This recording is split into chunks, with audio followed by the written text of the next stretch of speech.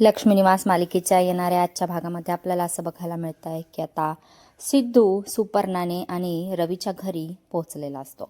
सिद्धूला आता चांगलंच कळलेलं असतं की आनंदीची तब्येत बिघडण्यामागे सुपर्णा आणि रवीचाच हात आहे. सिद्धू सुपर्णाला जाऊन म्हणतो की तू आता तिची फक्त नावापुरती आत्या राहिलेली आहेस, त्याच्यामुळे तुझा आणि आनंदीचा काहीही संबंध नाही आहे. तर आनंदी माझी मुलगी आहे, तिच्या जीवाला जर काही बरं वाईट झालं तर मी तुम्हाला दोघांनाही सोडणार नाही, अशी धमकी देऊन सिद्धू तिथून निघून जातो.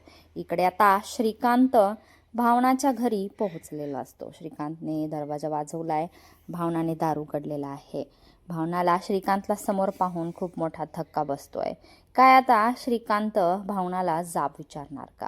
आनंदीला हॉस्टेलमध्ये ठेवण्याचा श्रीकांतला खूप राग आलेला आहे आणि भावनाने दुसरं लग्न केलेलं असतं हे सुद्धा श्रीकांतला अजिबात आवडलेलं नाही.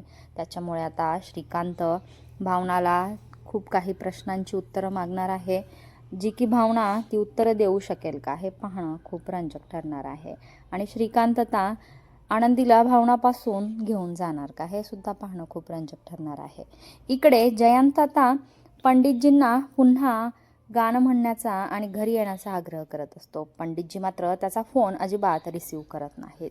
पंडितजी आता जान्हवी आणि अजून काही मुलींना गाणं शिकवत असतात. आता जयंत म्हणतो की पंडितजी जर माझ्याकडे येत नसतील तर मलाच त्यांच्या घरी जायला लागणार आहे.